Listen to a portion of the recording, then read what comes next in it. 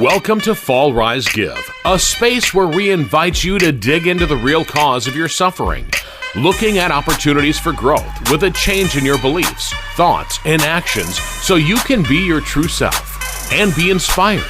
Join us as we explore life's ups and downs and navigate the twists and turns, sharing stories of resilience, hope, and the transformative power of giving back. Whether you're looking for a change, in recovery, or simply seeking inspiration, this podcast is your go-to for candid conversations, raw emotions, and a whole lot of heart. Tune in and discover how to fall, rise, and give back on life's extraordinary journey. Welcome to another edition of Fall, Rise, Give, turn struggles into opportunities by being your true self and help others. We're in episode 41, and Kumar and I are pleased to welcome in somebody from up north, from Canada, the great north. Isn't that where Strange Brew is from? The old Bob and Doug McKenzie movie? Yeah, I remember the Bob and Doug McKenzie era for sure. Good to be here. Thanks for having me. Tell me, who is Andrew Barr? Andrew Barr. I'm a stand-up comedian, recovering drug addict and alcoholic. That's basically it right there. Yeah. What drives you, Andrew? What's your passion? What drives you to be who you are today? So I've been doing comedy since I was like 18, and it's pretty much, my favorite thing to do and the only thing that, seems to give me purpose. So I'm always all about that and performing as much as possible. Since I got sober, which it's been a little over 2 years now, I've been kind of marrying the two things. I do a lot of like recovery content online and in my stand-up. And I've been doing that just to try to give back a little bit. It's like, I went to rehab, to get sober. And when I was in there, I saw a lot of guys, people had a lot of shame, right? People were ashamed that they had to be there, ashamed, of the disease that they had. And, a lot of them probably would have got help earlier if they didn't have that shame, right? Like, which the same for me. I was ashamed of what I was, and I probably lost years of my life because, I didn't want to admit that I had a problem, and I didn't want to admit that I needed help. So since I've been sober and doing comedy, I just kind of try to like wear the addict thing as much as I can to put it in front of people that, it's not something to be ashamed of, and that, a lot of people struggle with this, and that if you need some help, that's okay. And, kind of my hope doing that is that, some people will see it and decide to get help faster than they might have, and, save them some valuable time. So are you doing your shows at the typical nightclubs, bars, things like that? So you're surrounded with alcohol and temptations every time that you're up doing your show? Oh, for sure. Yeah, absolutely. I'm constantly around alcohol and stuff, which has been okay. Definitely on paper, the way that I've done things doesn't necessarily work or is risky. Like when I was leaving rehab, if I was to be honest with them about my plan, because, they talk to you about what you're going to do when you get out of rehab. What's your plan going forward? How are you going to stay sober? And basically my plan was, I'm going to go back to doing everything that I was doing before and hanging out in all of the same places that I was before and around all of the same people. But I'm going to do that and just not drink or do drugs, which doesn't sound like it would work, but thankfully it has. Right. I think the way that I made it work for myself is when I got out of rehab, I just started talking about it right away to everybody, which was a little embarrassing at times, and I wasn't sure how people would react. But also, it just made it so that everybody knew that I wasn't supposed to be drinking. So if I were to go to the bar and try to order a drink, the bartender would be like, you're not supposed to have this. And if I was at the bar with a drink, everyone around me would be like, oh, that's a problem over there. That's not fun. That's bad. Mm-hmm. It's bad that he's doing that. Yeah. So I just kind of gave myself nowhere that I could be where people didn't know that I was sober. And I think that helped to keep me on track in the early goings. We've had some guests in the last few weeks that have talked a lot about their different ways of being sober. Some people, like to be sober and not tell people that they're doing it.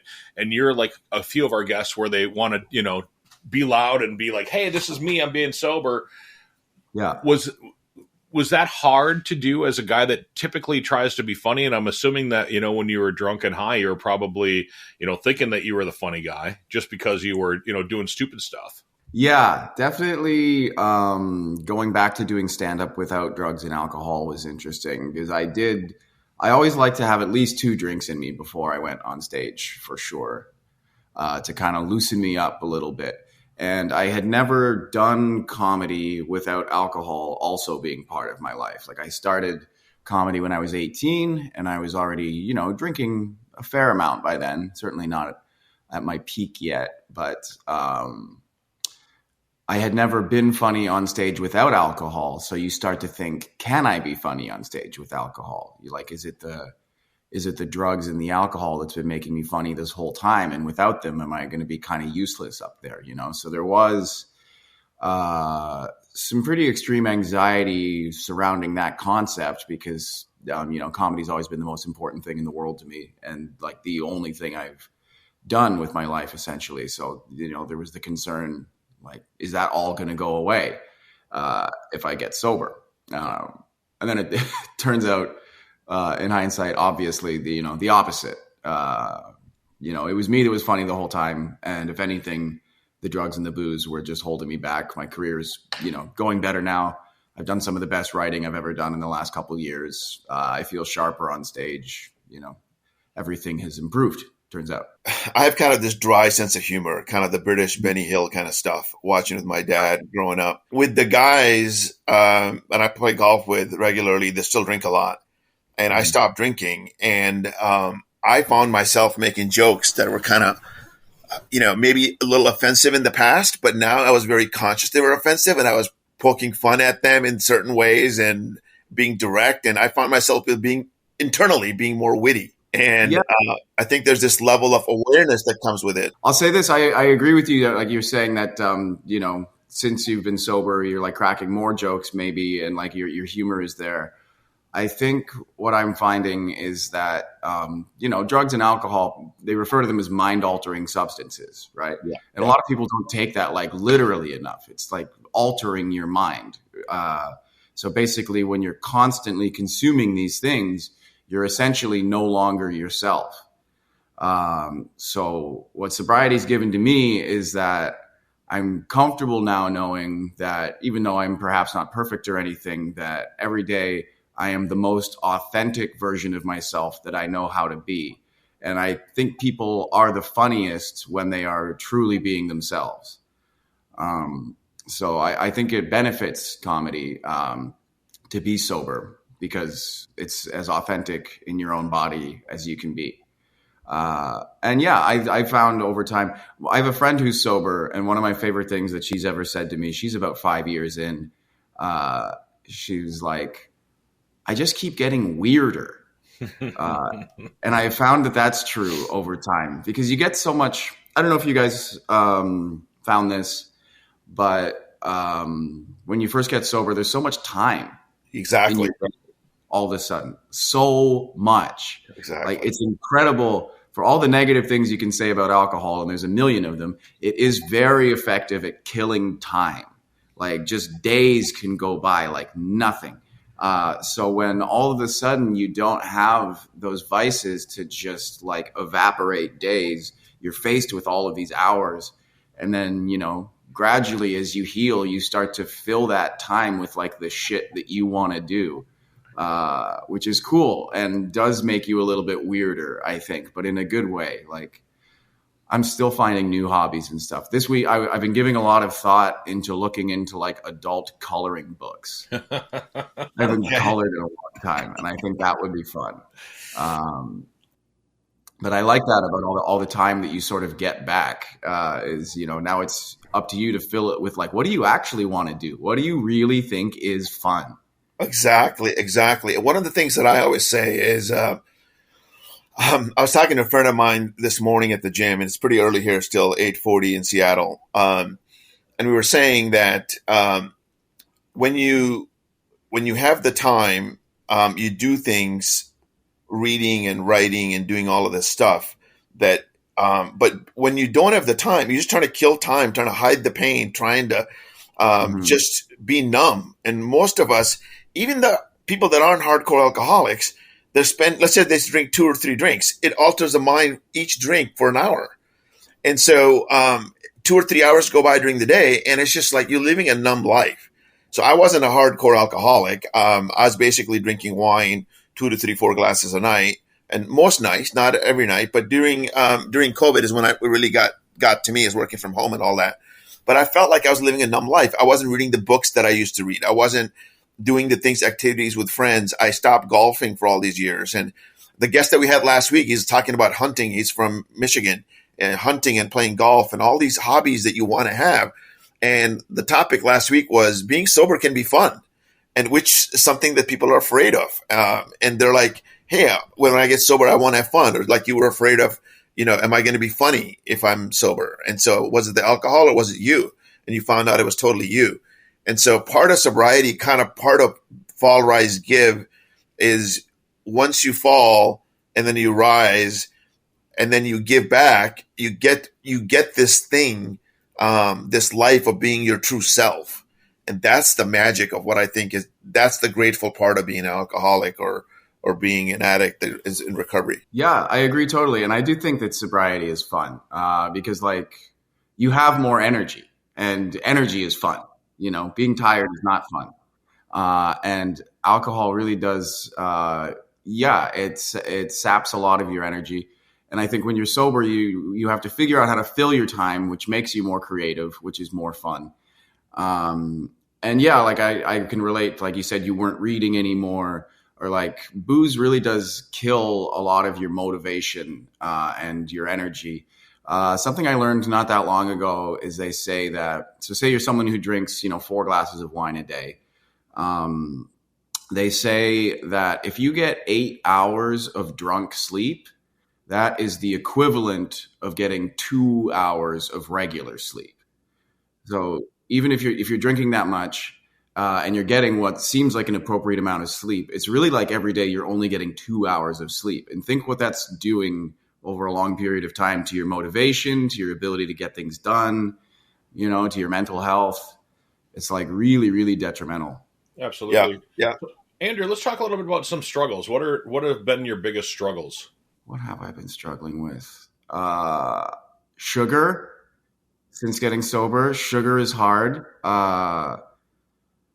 You hear a lot of former alcoholics like really get into candy and chocolate and all that because alcohol has so much sugar. So even once you keep that, your body like kind of craves that. So right now I'm trying to retool my diet, and it's not going great. I'm used to starting like every day these days with a coffee and a baked good.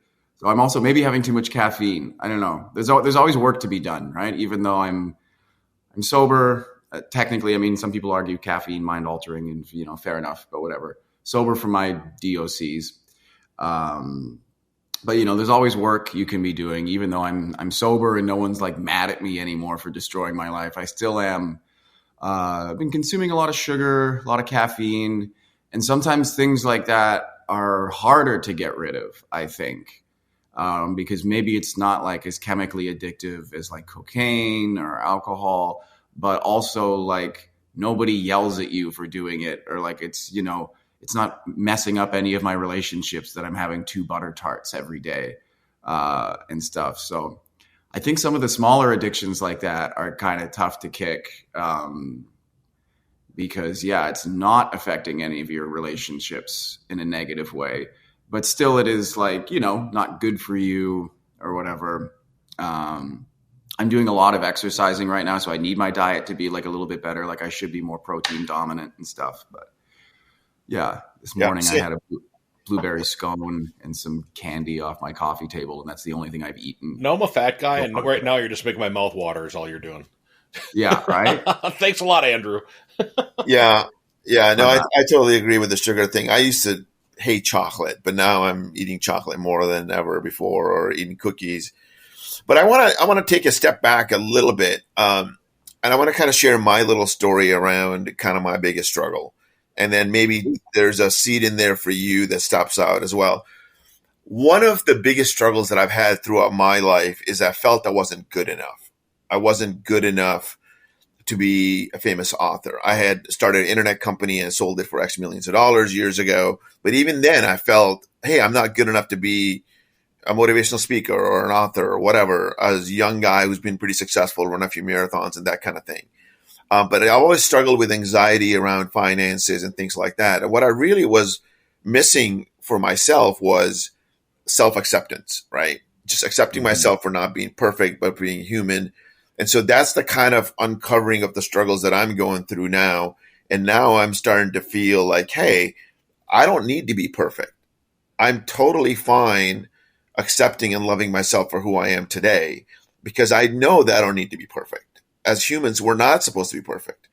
And so what I can give back to people, like we talked about a couple of minutes ago about energy, the more energy I have, the more positive energy that I have, the more authentic I can be. And getting back to that authentic self, I was listening to a guy on some famous TED talk, and he was saying that the biggest energy that we can give to somebody else, the biggest energy that resonates in the universe, is being authentic. We are at a vibrationally highest when we are authentic. Yeah, for sure. Definitely the idea of like, am I enough? Am I doing enough? Is, I think, a big one for a lot of people.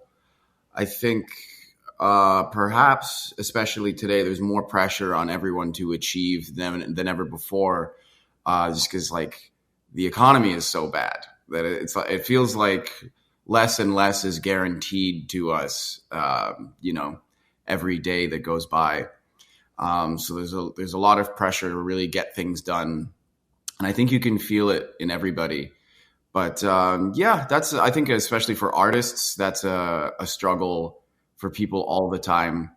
Comedy can be funny in this way because, like, every show is a little bit different. Every crowd is a little bit different. Some things you're like, oh, I've seen this before, that before. But generally speaking, like, you can go into a room one night and do jokes and it goes great and everybody loves you and you feel very, very affirmed. And it's a wonderful feeling. And then you can show up to the same room the next day in front of a different group of people and say exactly the same things, and everyone will stare at you like you're insane. And then all of a sudden, all that affirmation is gone, and you think, "Oh crap! Was I just lucky yesterday? Am I actually no good at this?" It's really difficult when you're depending on like people's reaction for your affirmation to sort of keep yourself convinced that you're on the right path and that you're doing what you should be doing and that what you're doing is enough. Hey, I've got a question that's kind of a deep question, and it's kind of a thoughtful question. I used to work for a guy. His name was Dick Record, and he was the owner of a radio station. That really was his name. So with being said that, your last name is Barr. Did you kind of feel like you were destined to drink because of the fact that your last name is Barr, or destined to hang out in a bar because of that? Yeah, I don't know. I don't think so. I think more, there's definitely addiction rooted in my family, and we are Catholic, which I don't know, I feel like leads to alcoholism. So are we. So are we. Both of us are as well. Like one of the first things you do when you go to church as a kid is they like give you a sip of wine. So I don't know if there's any correlation there, but and actually, culturally, I grew up like drinking wine with lunch and stuff, but that was actually on my mom's side, which is Italian. But I'll say that for sure that I think I was a little bit destined for alcoholism in the sense that it does run in both sides of my family, so pretty predisposed to it. But yeah, I don't know if the name specifically has anything to do with it. I'll say that sometimes I do wish I had a different name because when I'm being introduced on stage, sometimes like cheesy MCs will be like, this next act, he's really going to raise the bar. It's Andrew Barr. And I'm like, I fucking hate that so much. Well, as a cheesy guy that's been an MC once in a while, I hear it. I've been there. I've been that guy. Yeah. Sorry, buddy. You know what? Sometimes in the moment, you can't think of something. You go with your gut. It happens. But I used to be huge into affirmations or what I call validation. from other people. External validation was always really important to me. I wanted to be appreciated for my work, for my thoughts, whatever I was doing by friends, just some sort of an appreciation or validation. And now that I'm part of the attitude adjustment program and all this stuff that I do, I look for less and less validation. And I try to be really focused on things that I can control, not the outcome. But you're in a business where your direct paycheck comes from external validation and affirmations. That's part of your gig. You need that reward. You need that validation / affirmation. So that is a very challenging place to be. And so how do you keep your wits about you when you have a bad night? What do you do in that case? Usually I eat. It's funny. One thing, I'll admit that I for sure, I don't know about you guys, I'm comfortable admitting that I miss alcohol in a lot of situations. And, so many of us used it as a numbing agent, and it was perhaps no more effective than after bombing. Alcohol was a great friend to have just to take the pain of that away. Without that these days, you just try to assess. It's, try to move beyond the initial impact of the feeling of oh, that didn't go well. I'm not funny. I'm a bad boy. I've done my job badly. And just try to be okay, realistically, you're going to do comedy your entire life. Shows will occasionally go bad. Statistically, that's going to happen. It does happen to everybody. Today is one of those days. So why don't we just assess why it went badly? What could you have done? Were you not really in the moment up there? And maybe the crowd could sense that you weren't super present today. Was your performance a little bit flatter than usual because you had a big workout earlier today and you don't have a ton of energy left? Maybe you shouldn't run that far on the same day as you have a show. Was the crowd just kind of dumb? Maybe it was their fault today, Occasionally you can let yourself have one of those and be those people were also just weird. I feel like that wasn't my fault. But yeah, I guess, a word that I heard a lot in rehab is catastrophizing, right? So, I think it's just good when something goes not your way, it's good to just avoid catastrophizing and letting your mind spiral and going, oh my God, that set didn't go very well. What if that joke never works again? What if, all of my shows from now on are bad? What if now I can't do comedy? And, your mind can really, if you let it, just take you to a bad place. And it takes a lot of just practice, I think, to stop it from doing that, and do a more rational assessment and calm yourself down. You mentioned food and you like to eat when you have a bad show. I saw one of your videos on Instagram about you cooking and doing a cooking show, and the tomato was something, everything was something as an addict.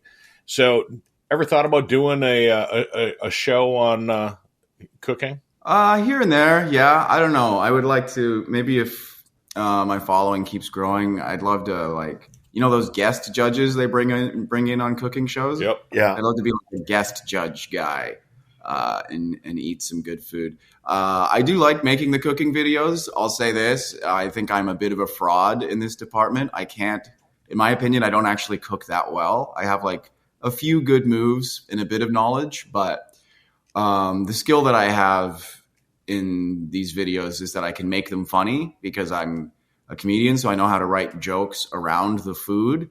But I think anyone who's a chef watching me cook would be oh, that's a funny video, but he's not really sure what he's doing in there. So does comedy transfer between countries? Being a comedian from Canada, do you play in the United States at all or in other countries? Yeah, I have done a few shows in the States. I was in New York earlier this year, and once upon a time I did some shows in Chicago.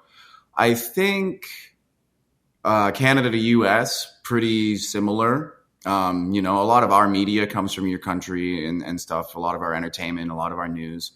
So the difference doesn't feel like too much across the border, especially because New York's not far from where I'm from. But I'll say a few years ago, before I was sober, I did the Edinburgh Fringe Festival in Scotland, which is a month-long festival that's a huge tourist attraction for the city. So I was there for 28 days. I think I did 65 shows. in front of crowds from all over the world. And it was like extremely challenging, actually. You realize that, like, you know, when you've only done comedy in one place, how much of your act is sort of centered around where you're from, and people on the other side of the world don't know what you're talking about. I've got like my old closing joke I used to do was about circumcision. And I'm uncircumcised, but actually my brother is circumcised. And when I was growing up, basically everybody but me was circumcised. So the joke is kind of anti-circumcision. And I tried doing it in Europe, and like they just didn't really get it, because over there, like, nobody's circumcised. So they were like, what are you railing against? We don't understand why you're so fired up about this. Like, you're in a room full of foreskin right now, you know? you can calm down about it. So yeah, there's things like that that'll sort of surprise you. Sometimes you think you've got an ace in the hole that's like a great joke, and then you do it and people have no idea what you're talking about. So I think it is good to travel for that reason. You know, you can find out what of your jokes are truly universal. How do you want to be known, Andrew? I don't know. That's an interesting question. For a long time, I didn't want to be, I don't think. Like, I always told people when I was younger, like, if I ever became famous from doing stand-up, that would be great. But realistically, like, there's plenty of comedians out there that people don't know that make like a functional living touring around the country.